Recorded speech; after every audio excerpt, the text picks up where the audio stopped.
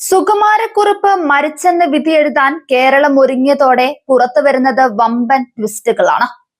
സുകുമാരക്കുറുപ്പിന്റെ രൂപസാദൃശ്യമുള്ള വയോധികനെ Brunei ദ്വീപിൽ കണ്ടെത്തിയെന്ന വിവരം പുറത്തു വന്നു. തൊട്ടു പിന്നാലെ പഴുതുകളില്ലാത്ത അന്വേഷണത്തിന് ആഭ്യന്തരമന്ത്രി നിർദ്ദേശം നൽകുകയും ചെയ്തു. ക്രൈംബ്രാഞ്ച് മേധാവി എച്ച് വെങ്കിടേശനാണ് നിർദ്ദേശം നൽകിയിരിക്കുന്നത്. ബ്രൂണയിലുള്ള വയോധികനെ കുറിച്ച് അന്വേഷിക്കാനും അടിയന്തരമായി റിപ്പോർട്ട് നൽകാനും ആഭ്യന്തരമന്ത്രി ആവശ്യപ്പെട്ടിട്ടുണ്ട്.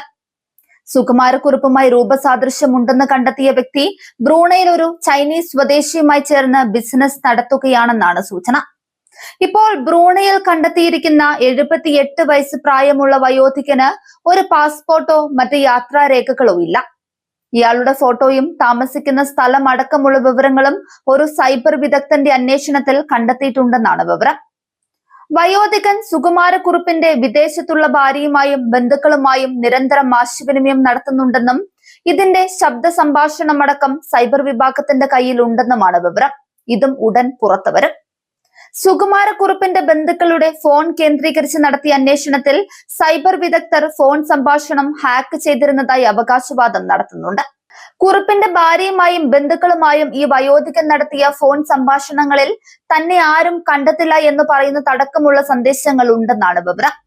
40 വയസ്സുണ്ടായിരുന്ന സമയത്ത് ഹൃദ്രോഗിയായിരുന്ന കുറുപ്പ് ഇപ്പോൾ ജീവിച്ചിരിപ്പുണ്ടാകില്ലെന്ന നിഗമനത്തിൽ പോലീസ് കേസ് അവസാനിപ്പിക്കാനുള്ള നീക്കം നടത്തിയത് കഴിഞ്ഞ ദിവസമാണ്. ഇതിന് പിന്നാലെയാണ് കേസിൽ നിർണായക വിവരങ്ങൾ പുറത്തു വന്നത്. നേരത്തെ തന്നെ സുകുമാരക്കുറുപ്പിന് വേണ്ടി ഇന്റർപോൾ റെഡ് കോർണർ നോട്ടീസ് പുറത്തിറക്കിയിരുന്നു.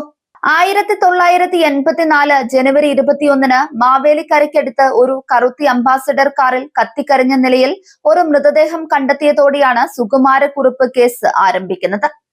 ആദ്യം സുകുമാരക്കുറുപ്പിന്റെ മൃതദേഹമാണ് എന്നായിരുന്നു കരുതിയത്. എന്നാൽ പിന്നാലെ നടന്ന അന്വേഷണത്തിലാണ് ഫിലിം റെപ്രസെന്റേറ്റീവായ ചാക്കോ ആണ് മരണപ്പെട്ടതെന്ന് മനസ്സിലാക്കുന്നത്. പോസ്റ്റ്മോർട്ടം റിപ്പോർട്ടിൽ ശ്വാസകോശത്തിൽ പുകയുടെ കരി കണ്ടെത്താത്തതിനെ തുടർന്നായിരുന്നു ചാക്കോ കാർ കത്തി പൊള്ളലേറ്റെല്ലാം മരിച്ചതെന്നും കൊലപ്പെടുത്തിയ ശേഷം കാറിലിട്ട് കത്തിക്കുകയായിരുന്നെന്നും പോലീസ് കണ്ടെത്തിയത്. പിന്നാലെ നടന്ന അന്വേഷണത്തിലാണ് ക്രൂരമായ കൊലപാതകത്തിന്റെ വിവരം ചുരുളഴിയുന്നത്. സുകുമാരക്കുറുപ്പ് എന്ന പ്രവാസി വിദേശത്ത് തന്റെ പേരിൽ എടുത്തിരുന്ന ഒരു ഇൻഷുറൻസ് തുക തട്ടിയെടുക്കാൻ താൻ മരിച്ചെന്ന് വരുത്തി തീർക്കാൻ നടത്തിയ കൊലപാതകമായിരുന്നെന്നായിരുന്നു പോലീസ് കണ്ടെത്തൽ. കുറുപ്പിനോട് രൂപസാദൃശ്യമുള്ള ചാക്കോയെ കാറിൽ വെച്ച് കൊലപ്പെടുത്തിയ ശേഷം കത്തിക്കുകയായിരുന്നു. എന്നാൽ പിന്നീട് സുകുമാരക്കുറുപ്പിന് വേണ്ടി രാജ്യമൊട്ടാകെ കേരള പോലീസ് വല വിരിച്ചെങ്കിലും ഒരു ഫലവും ഉണ്ടായില്ല. 4.5 പതിറ്റാണ്ടായി ഇയാൾ കാണാമറയത്ത് തുടരുകയാണ്.